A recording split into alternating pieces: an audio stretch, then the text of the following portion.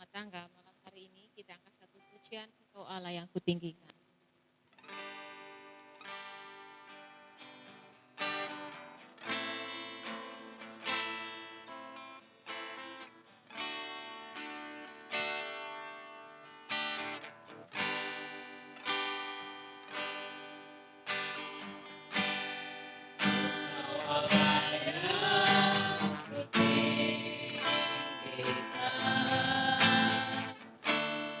Engkau Allah yang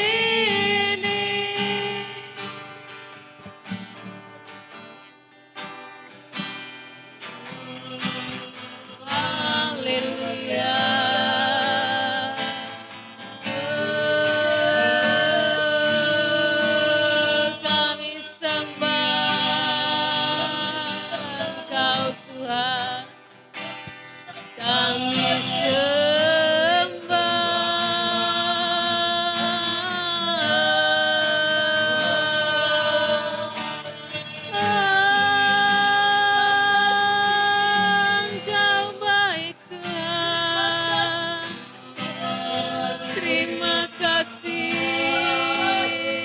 Haleluya. Oh, Tuhan, Engkau baik, karyamu indah, Tuhan. Kembali Tuhan, malam hari ini kami mengucap syukur kepadamu. Kami berterima kasih Tuhan atas apa yang sudah Tuhan berikan buat kami hari ini. Dari pagi Engkau bangunkan kami Tuhan, sampai malam hari ini. Kami sehat, kami kuat Tuhan. Ini semua karena karya Tuhan yang luar biasa dalam kehidupan kami pribadi lepas pribadi Tuhan. Bapa, malam hari ini kami mau menyembah Engkau, kami mau meninggikan Engkau Tuhan. Kami mau mempersembahkan Tuhan waktu kami yang sedikit untuk menyenangkan hati-Mu Bapa. Minta sebanding Tuhan dengan apa yang Tuhan berikan buat kami. Tapi ini persembahan kami Bapa, ini hati kami Tuhan. Kami mau angkat Tuhan kehadirat-Mu Bapa malam hari ini. Tuhan, Kau memberkati semua sidang jemaah di tempat gereja GBT Immanuel Kerembong Tuhan. Kau berkati mereka semua Bapa dengan kesehatan, dengan kekuatan yang daripada-Mu Bapa. Terima kasih Tuhan Yesus, terima kasih Tuhan. Sebentar Bapak, kami akan memulai ibadah ini, kami serahkan dari awal, pertengahan hingga akhirnya nanti. Tuhan sendiri yang bekerja dalam kehidupan kami. Dan kami yakin Tuhan, Engkau sudah di tengah-tengah kami, mengurapi kami Tuhan. Memenuhi kami dengan hadirat-Mu, memenuhi kami dengan sukacita dari surga. Terima kasih Bapak, terima kasih. Kami mengawali ibadah ini hanya di dalam nama Tuhan Yesus Kristus. Haleluya.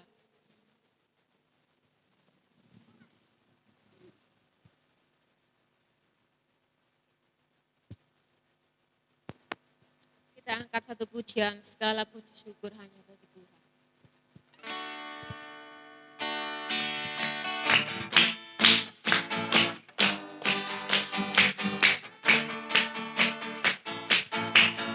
Segala puji syukur hanya bagi-Mu Tuhan.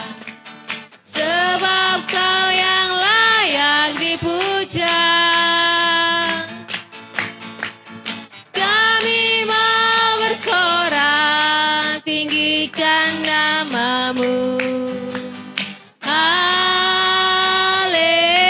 Haleluya, segala puji syukur hanya bagi-Mu Tuhan. Sebab Kau yang layak dipuja. Kami mau bersorak tinggikan nama-Mu. Haleluya.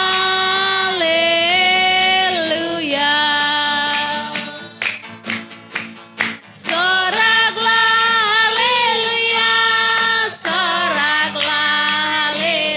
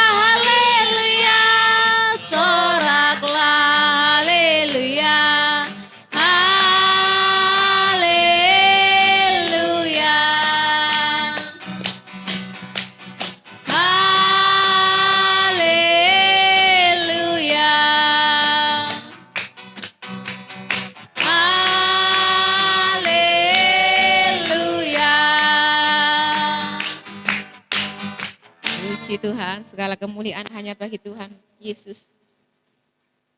Sebentar kita akan mendengarkan firman Tuhan, kita angkat satu pujian, firman-Mu berkata.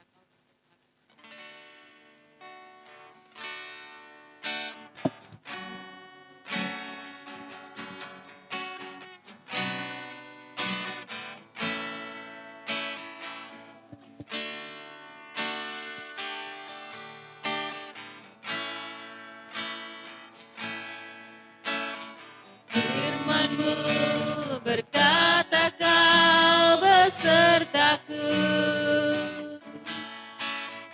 maka kuat roh dan jiwaku. Tangan-Mu Tuhan selalu ku nantikan, di setiap langkah ku percaya, dengan sayap-Mu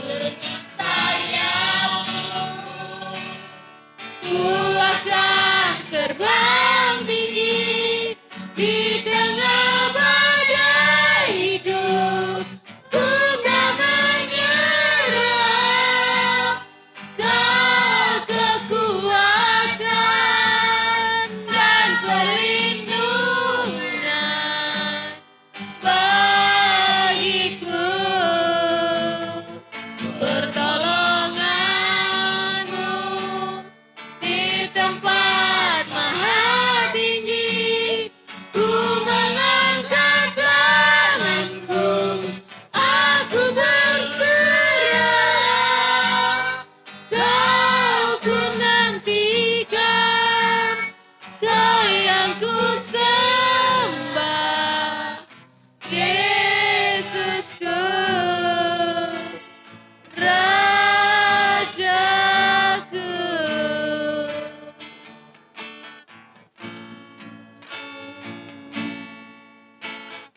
Firman-Mu berkata Kau besertaku, amin. Maka kuat roh dan jiwaku. Tangan-Mu Tuhan selalu ku nantikan, di setiap langkah ku percaya, dengan sayap-Mu ku akan terbang tinggi di tengah badai hidup. Ku tak menyerah, Kau kekuatan dan perlindungan bagiku. Pertolongan-Mu di tempat maha tinggi, ku mengangkat tanganku, aku berserah. Kau ku nantikan, Kau yang ku sembah, Yesusku, Raja. Dengan sayap-Mu Tuhan, dengan sayap-Mu ku akan terbang tinggi di tengah badai hidup. Ku tak menyerah, Kau kekuatan dan perlindungan bagiku.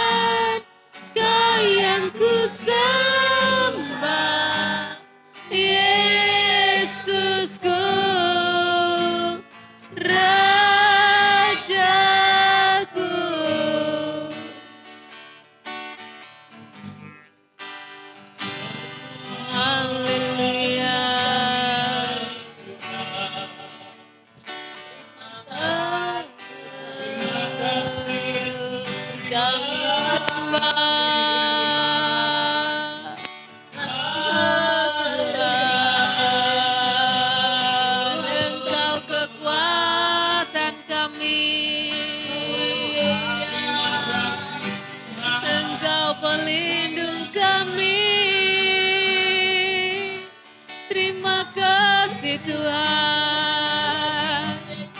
Haleluya Tuhan. Berkaryalah,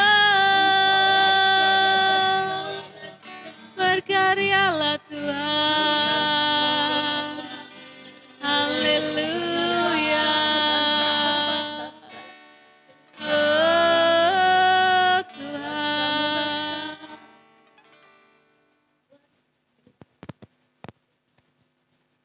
Tuhan Yesus yang bertata dalam kerajaan surga, Tuhan, terima kasih Kau telah kumpulkan kami, Tuhan, kumpul dengan satu hati, Tuhan, demi meninggikan nama-Mu, Tuhan.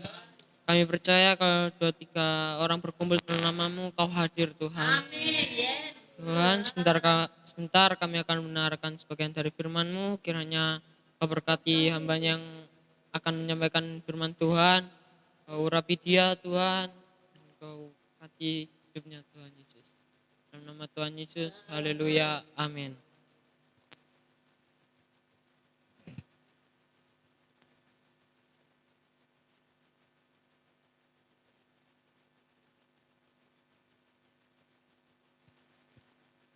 Shalom, puji nama Tuhan. Malam hari ini kita berkumpul kembali dalam ibadah rumah tangga, meskipun kita cuman malam hari ini kita 2 keluarga. Saya percaya juga keluarga yang lain juga yang di rumah juga diberkati Tuhan.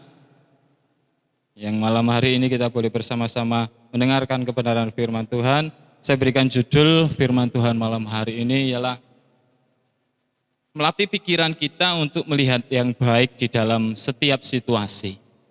Jadi sangat penting sekali melatih pikiran kita itu untuk melihat yang baik, bukan melihat yang jahat, bukan melihat yang tidak baik. Tapi biarlah kita mau melatih pikiran kita ini untuk kita senantiasa kita melihat di dalam situasi, segala situasi dalam apapun, dalam segi yang menakutkan sekalipun, tapi biarlah kita mau melatih pikiran kita untuk melihat yang baik. Kita akan buka di dalam Yeskiel 7, ayat yang ketiga.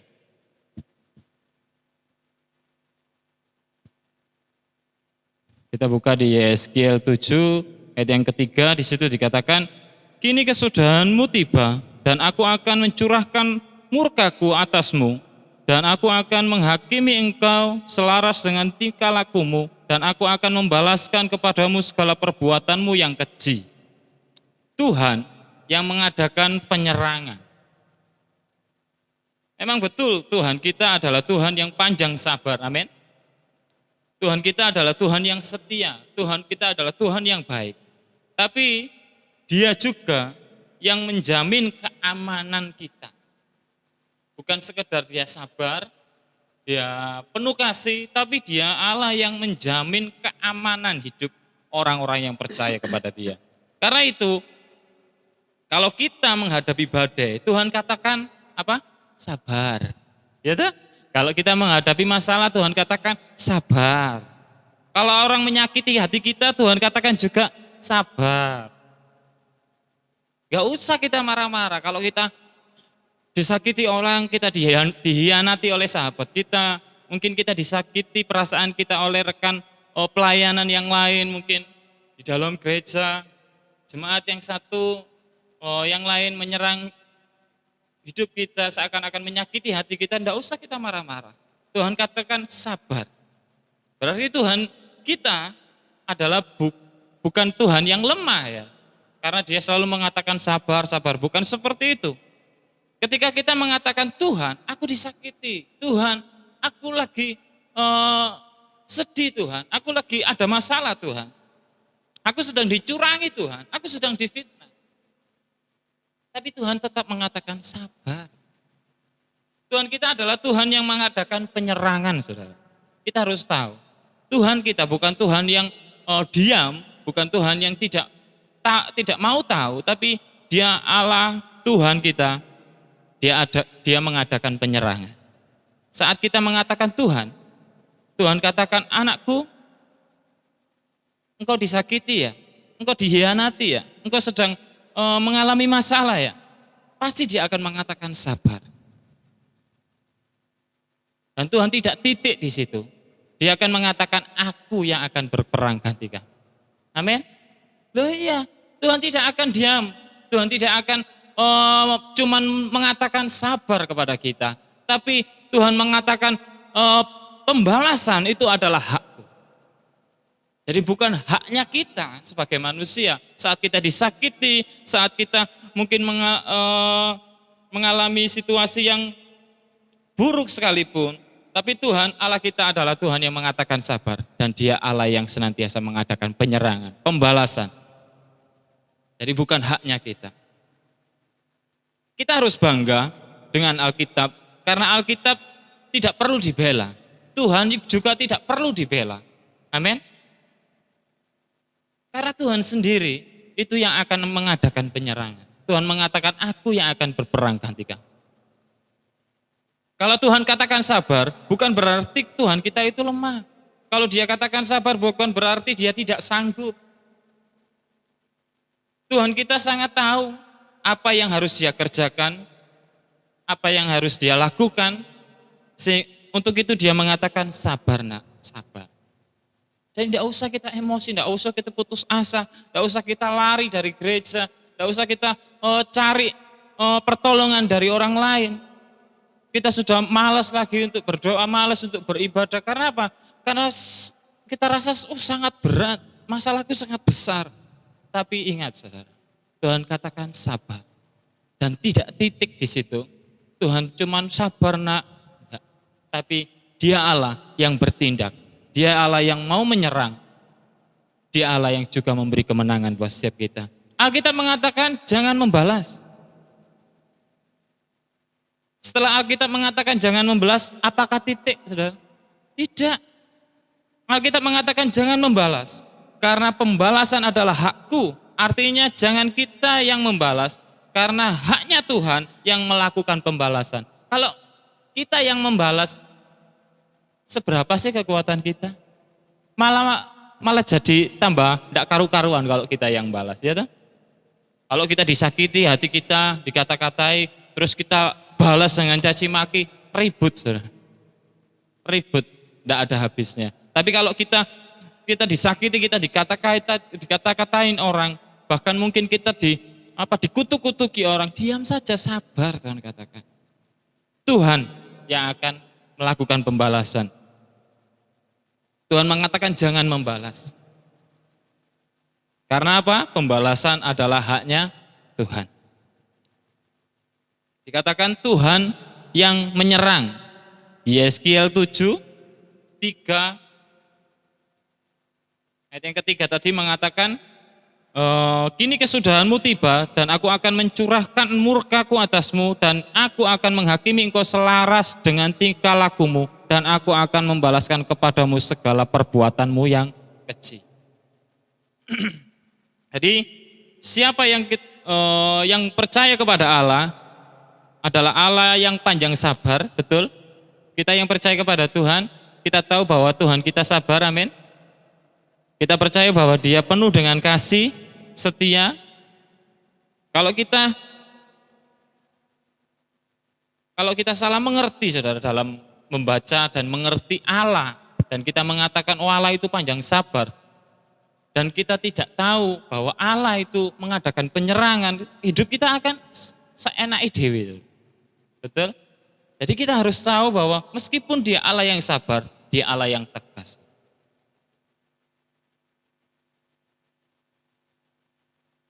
Jadi jangan kita salah, Allah yang kita sembah adalah Allah yang sangat baik. Tapi Alkitab mengatakan, jangan kamu sesat. Allah tidak membiarkan dirinya dipermainkan. Itu di dalam Galatia 6, ayatnya yang ke-7. Di situ dikatakan, Galatia 6 ayat yang ke-7, janganlah sesat, Allah tidak membiarkan dirinya dipermainkan. Karena apa? Yang ditabur orang, itu juga yang akan dituainya. Jadi gini, kalau kita dikata-katai orang, kalau kita lagi disakiti orang, hati kita sakit, betul? Hati kita sakit. Tapi kalau kita tabur, kalau kita membalas kejahatan, ya yang kita akan terima nanti ya begitu terus, saudara. Kita akan terima sakit hati terus. Karena apa? Apa yang kita tabur itu yang akan kita tuai. Dan Tuhan akan membalas itu selaras dengan perbuatan kita.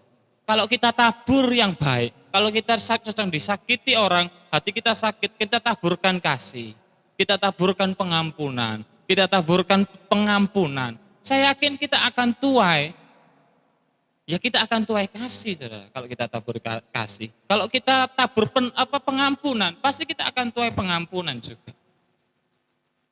Tapi sebaliknya kalau kita disakiti, kita dihianati, kita dikata-katain orang, dan kita balas caci maki, kita sakit hati, kita marah-marah, ya kita akan terus terima dan kita akan tuai marah-marah terus, saudara.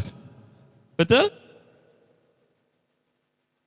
Jadi apa yang kita tabur, itu juga yang akan kita tuai. Karena ada dua tipe model manusia ya. Yang pertama ada orang-orang yang normal, manusia yang normal, dan yang kedua manusia yang sakit jiwa. Ya, kalau orang yang normal, dia tahu kebenaran, dia diingatkan, dia ditegur, dia akan sadar.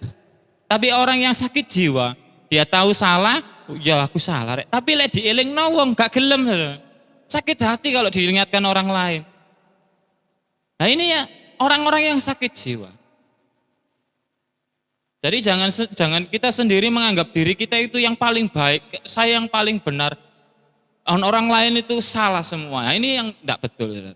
Tapi biarlah kita mau saling merendahkan diri, kita mau saling menerima kesalahan orang lain, kekurangan orang lain. Jangan membalas kejahatan dengan kejahatan. Tapi biarlah kita mau senantiasa membalas kejahatan itu dengan apa? Kasih. Apa yang kita tabur, pasti itu yang kita tuai. Jadi Alkitab mengatakan, Allah itu panjang sabar dan berlimpah kasih setianya. Tapi Alkitab juga mengatakan jangan sesat, Allah tidak membiarkan dirinya dipermainkan. Jadi kapan Alkitab mengatakan kalau kita itu harus sabar, kita harus melakukan kasih. Jadi kalau Tuhan marah ya artinya gini, bukan berarti kesabaran Tuhan itu habis. Betul? Kalau Tuhan andai ya Tuhan mengizinkan pencobaan dalam diri kita alami, kita diperhadapkan situasi yang sulit mungkin dalam perekonomian, di dalam pekerjaan ada banyak tantangan, banyak masalah. Kalau Tuhan izinkan itu, Tuhan ini lagi marah ya sama saya. Tidak, saudara. Karena Tuhan itu tidak pernah marah. Tuhan tidak pernah marah, Tuhan tidak pernah kehabisan sabar. Dia itu panjang sabar, saudara. Jadi Tuhan kita bukan manusia yang sehingga dia habis sabarnya. Tapi kalau Tuhan marah, kenapa, saudara? Karena manusia, anak-anaknya ini di dalam posisi yang berbahaya. Betul? Kalau Tuhan marah, dia tahu bahwa kita anak-anaknya ini dalam posisi yang berbahaya. Jadi kapan Tuhan itu marah? Ya ketika kita di dalam posisi yang berbahaya, ketika kita melakukan yang salah, kita sedang menabur kepahitan, kita sedang menabur kemarahan. Dan di situ Tuhan akan perhadapkan kita kepada situasi-situasi yang sulit juga. Begitu juga selama kita taat, selama kita dekat dengan Tuhan, ketika kita di dalam kekuatan Tuhan, sehingga kekuatan musuh, kekuatan sakit hati, kekuatan kuasa-kuasa yang mungkin menghilangkan damai sejahtera, itu tidak akan berkuasa lagi atas hidup kita. Saat engkau dikuasai damainya Tuhan, saat engkau dikuasai oleh kasihnya Tuhan, saya yakin Tuhan katakan roh yang ada padamu itu lebih besar dari apapun yang ada di dunia ini. Jadi roh-roh yang di dunia ini tidak ada bandingannya dengan roh yang ada pada diri kita, saudara. Tapi di saat kita mempermainkan Tuhan, di saat kita membuat jarak dengan Tuhan, pada saat itu kalau Tuhan tidak mengingatkan kita, kalau Tuhan tidak melakukan tindakan koreksi, berarti kita sedang di dalam posisi yang berbahaya. Jadi kita harus bersyukur kalau kita sedang disakiti, kalau kita sedang mengalami tantangan, pencobaan Tuhan izinkan kita alami, kita harus tetap bersyukur. Pasti di balik semuanya itu pasti ada maksud Tuhan yang baik. Pasti semuanya itu pasti ada maksud Tuhan yang indah. Karena apa? Tuhan mengatakan Tuhan tidak akan memberikan batu kepada anak-anaknya yang meminta roti. Amin. Tuhan pasti memberikan yang terbaik buat anak-anaknya. Karena itu Tuhan jelas mengatakan, kini kesudahanmu tiba seakan-akan terbang melawan engkau. Itu di ayat yang selanjutnya ya saudara. Jadi contoh ya, sama seperti kalau kita tukang bohong di dalam bisnis ya. Contohnya kalau saya di dalam bisnis ya, saya itu tidak jujur dalam saya berbisnis. Saya sering bohong, saya mencurangi dengan cara-cara yang curang. Saya bekerja itu dengan banyak kebohongan. Terus lama-kelamaan saya menghadapi situasi yang sulit. Karena apa? Tidak dipercaya orang, betul? Karena saya sering bohong gitu loh. Jadi orang pelanggan-pelanggan sudah tidak percaya lagi dengan saya. Terus saya mengatakan, saya doa kepada Tuhan, Tuhan, kenapa engkau tutup pintu? Betul? Seringkali kita kan doanya seperti itu. Padahal kita sendiri yang salah. Loh, kamu sendiri kok yang sering bohong sehingga kamu tidak dipercaya orang. Begitu juga mungkin kita dengan suami, dengan istri, dengan anak-anak. Kalau kita sering bohong, dampaknya apa? Ya istri kita, anak-anak kita tidak akan menghargai kita. Suami kita, anak-anak kita tidak akan menghargai ibu lagi. Kalau anak-anak juga yang sering bohong, orang tua juga akan sulit untuk percaya. Jadi bukan salah Tuhan, saudara. Kadang kita yang kurang sadar diri. Jadi kalau kita berbuat salah, kita melakukan segala yang salah, kita harus menyadari setiap hari, oh Tuhan saya sudah melakukan yang salah, hari ini saya begini, besok saya siap untuk memperbaiki kesalahan saya.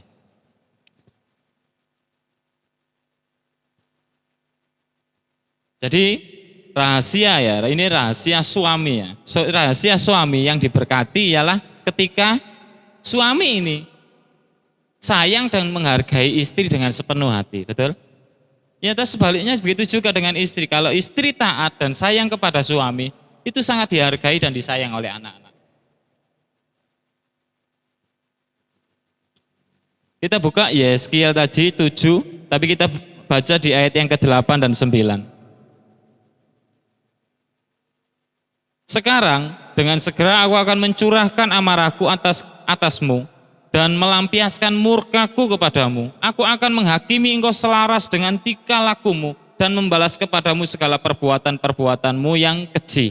Aku tidak akan merasa sayang dan tidak akan kenal belas kasihan, selaras dengan tingkah lakumu, dan akan kubalaskan kepadamu dan perbuatan-perbuatanmu yang keji akan tertimpa atasmu.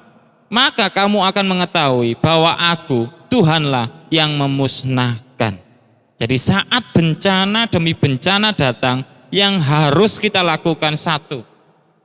Yang harus kita lakukan saat bencana, saat pencobaan datang, yang harus kita lakukan yaitu satu, jangan menyalahkan siapa-siapa. Betul? Kalau kita mengalami situasi yang sulit, kita sedang mengalami tantangan, jangan salahkan siapa-siapa. Seringkali kan kita begitu, oh ini gara-gara istri saya ini gara-gara anak-anak saya, ini gara-gara ini nih, gara-garanya dibuang lah. Gak usah salahkan siapa-siapa. Yang kedua, saat segala bencana datang, pencobaan datang, apa yang harus kita lakukan? Yang kedua, kita harus berkaca. Minimal kita berkaca untuk di dalam dua hal. Yang pertama, adakah yang salah dalam hidup kita yang perlu kita perbaiki?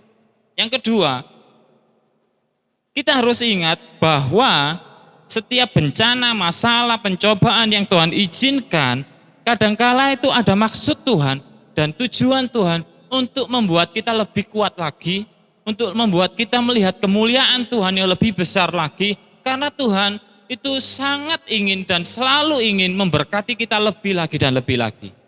Amin. Jadi orang yang diberkati Tuhan itu bukan berarti selalu beres tanpa masalah, bukan. Tapi orang yang selalu diberkati Tuhan, selalu menikmati berkat Tuhan, itu pasti banyak tantangan. Pasti banyak mengalami bencana atau pencobaan-pencobaan yang Tuhan izinkan. Karena apa? Tuhan itu memberkati kita itu bukan langsung bim salabim seperti itu, bukan. Tapi Tuhan mengizinkan sesuatu berat yang kita harus hadapi. Tuhan katakan orang yang menabur dengan air mata, dia akan menuai dengan sorak-sorai. Jadi meskipun kita disakiti, meskipun kita sedang dihianati, sedang kita mengalami bencana baik dalam perekonomian, di dalam rumah tangga kita mengalami tantangan, tetap tabur kasih, tetap tabur kesabaran, tetap tabur yang baik, jangan marah-marah saudara. Tapi biarlah kita mau tetap mengandalkan Tuhan. Tuhan mengatakan diberkatilah orang yang mengandalkan Tuhan. Tapi Tuhan mengutuk orang yang mengandalkan manusia. Jadi di saat kita mengandalkan diri kita sendiri, di saat kita disakit, aku gak terima, aku kon nilokno koyo ngono. Kon ngenek perasaanku. Tak parani ya, gak kena iki ya. Biasanya kan seperti itu gitu. Enggak usah, enggak perlu saudara. Kalau Tuhan izinkan itu terjadi, pasti ada maksud Tuhan yang baik. Meskipun kau harus disakitin, kau harus nangis, tetap tabur kasih. Kita akan tuai kasih.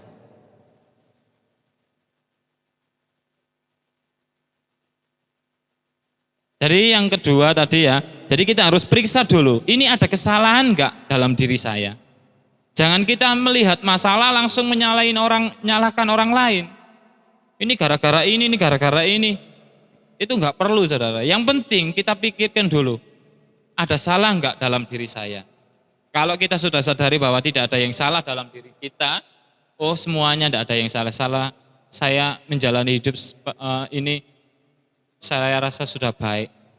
Berarti ada maksud Tuhan. Yang memang kita harus mengalami pencobaan itu tadi. Ada maksud Tuhan supaya kita melihat kemuliaan Tuhan. Tuhan mengatakan di Yeskiel tadi bencana demi bencana akan datang. Jadi ya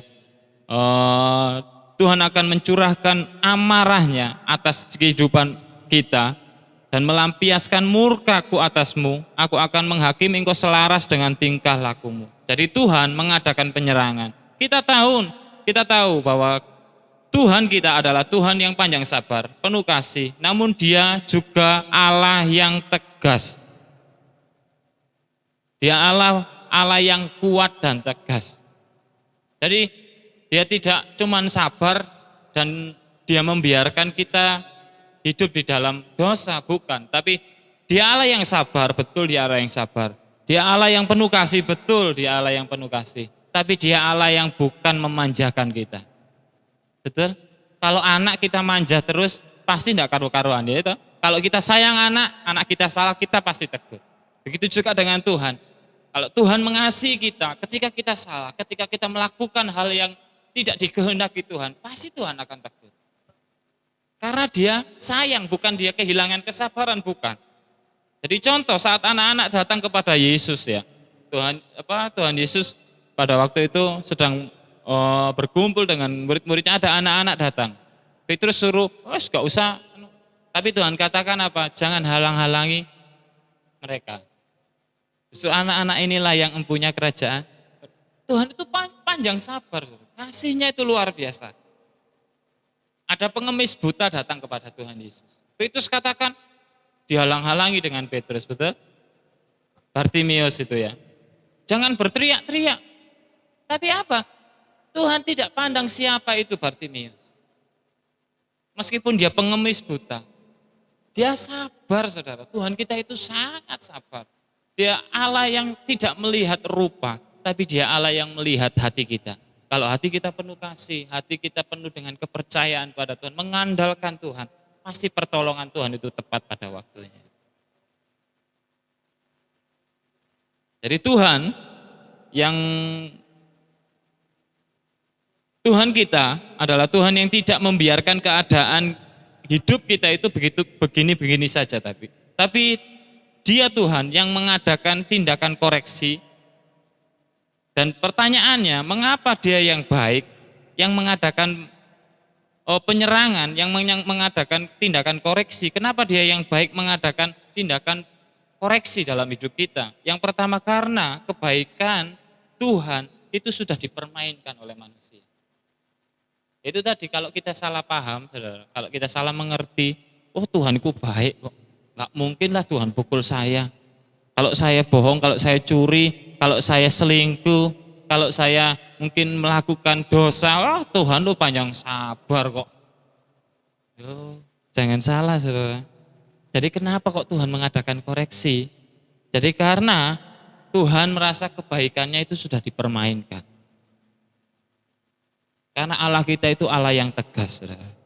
Dia Allah yang tidak kompromi dengan dosa. Yang kedua, karena kerinduannya untuk menyelamatkan sehingga dia harus membuat tindakan-tindakan koreksi untuk kita supaya kita tidak jatuh lebih dalam lagi.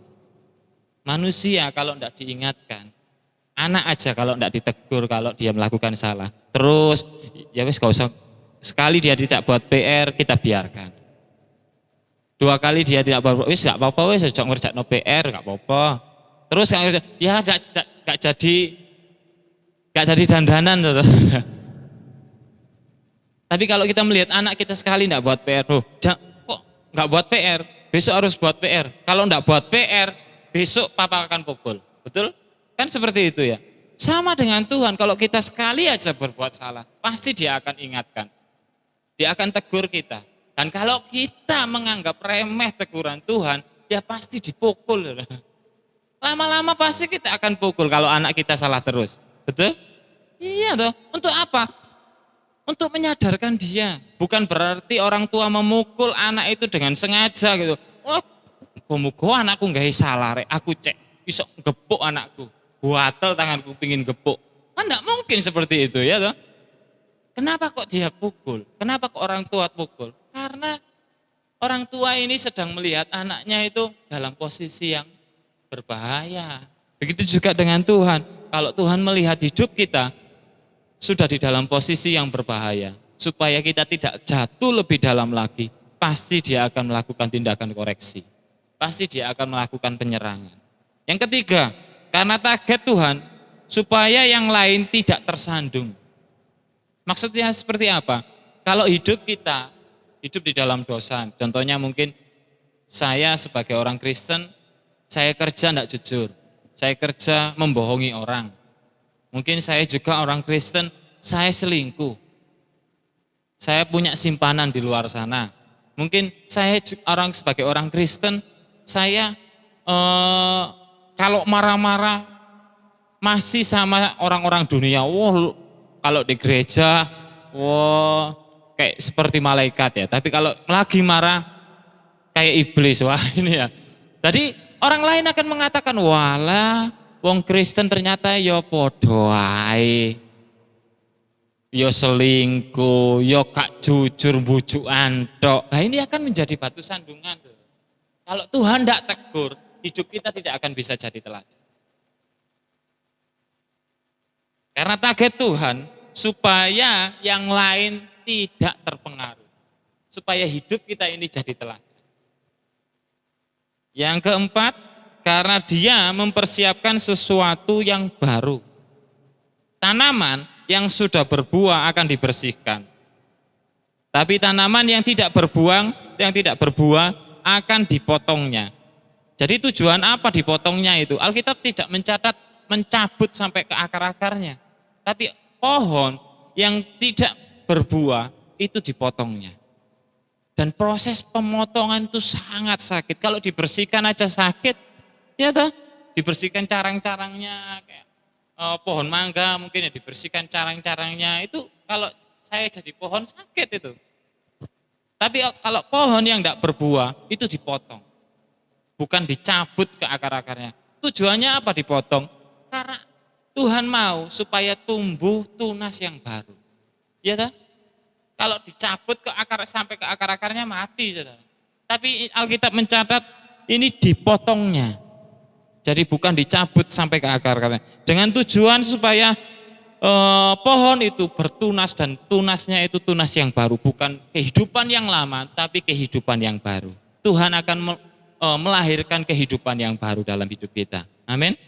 Jadi kalau hidup kita dikoreksi, hidup kita dipotong oleh Tuhan, kita dibersihkan, yang harus kita lakukan yang pertama, kita harus terima. Kita harus bersyukur. Kita harus, oh ya Tuhan. Kalau kita merasa, oh saya sudah melayani, saya sudah menabur kasih, saya sudah melakukan yang baik. Tapi kok saya mengalami tantangan, berarti kita sedang dibersihkan Tuhan. Supaya apa? Supaya lebih lebat lagi.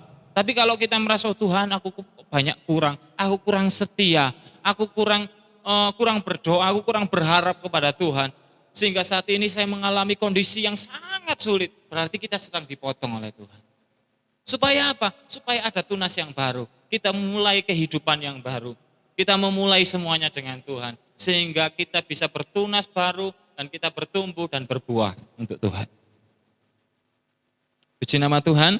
Jadi kita harus merelakan hati dan berkata, terima kasih Tuhan, karena Engkau masih mau menegur dan menghajar aku. Artinya saat Tuhan mengajar kita sekalipun, saat Tuhan mengajar dan menegur kita, itu biarlah kita berterima kasih, bersyukur, berarti Tuhan sangat sayang, berarti Tuhan sangat mengasihi kita, dan Dia tidak mau hidup kita ini binasa. Jadi apa yang harus kita relakan? Jadi saya harus rela ditegur. Jadi kita harus minta pengampunan kepada Tuhan, bertobat. Kalau kita melakukan kesalahan, kita harus bertobat. Kita harus pasrah kepada Tuhan. Tuhan, ini hidup saya. Jadi bukan maunya saya lagi, tapi apa yang menjadi maunya Tuhan. Itu yang terjadi dalam hidup kita. Puji nama Tuhan. Biar firman Tuhan malam hari ini bisa menjadi kekuatan buat setiap kita. Malam hari ini kita yang hadir. Sebagai ayat penutup saja, kita akan buka di Ayub 5, ayatnya yang ke-18. Sebelum kita tutup ibadah kita, Ayub 5 ayat yang ke-18, di situ dikatakan, karena dialah yang melukai tetapi juga yang membalut. Dia yang memukuli tetapi yang tangannya menyembuhkan pula. Jadi Tuhan yang menegur kita. Tuhan yang mengizinkan kita untuk hidup kita ini dibersihkan, dipotong. Tapi Dia sendiri yang akan membalut, yang akan menggendong kita, yang akan menuntun kita supaya kita tidak hidup di dalam dosa, tapi hidup di dalam kemuliaan Tuhan. Puji nama Tuhan, kita akan tutup di dalam doa. Terima kasih Bapa, malam hari ini Engkau hadir di tengah-tengah kami. Kami percaya dan yakin bahwa Allah yang kami sembah adalah Allah yang luar biasa, Allah yang panjang sabar, Allah yang berlimpah kasih dengan kasih setianya. Tapi malam hari ini kami diingatkan bahwa meskipun Allah kami yang kami sembah adalah panjang sabar, tapi Engkau Allah kami yang juga Allah yang tegas, Allah yang senantiasa menegur hidup kami di saat hidup kami di dalam dosa. Tuhan, malam hari ini kami bersyukur kalau saat-saat ini kami mengalami kesulitan, saat-saat ini penyakit ada di dalam hidup kami, seringkali kami mengalami goncangan. Tuhan, kami bersyukur untuk itu. Untuk setiap masalah, untuk setiap tantangan, kami bersyukur karena kami tahu Tuhan, di saat Kau mengizinkan kami mengalami tantangan, Tuhan, Kau Allah kami yang senantiasa juga menyiapkan berkat-berkat buat setiap kami. Sebab itu Tuhan, kuatkan kami. Engkau berjanji, kami bukan kalah, tapi kami akan menjadi orang-orang yang menang, bahkan lebih dari pemenang.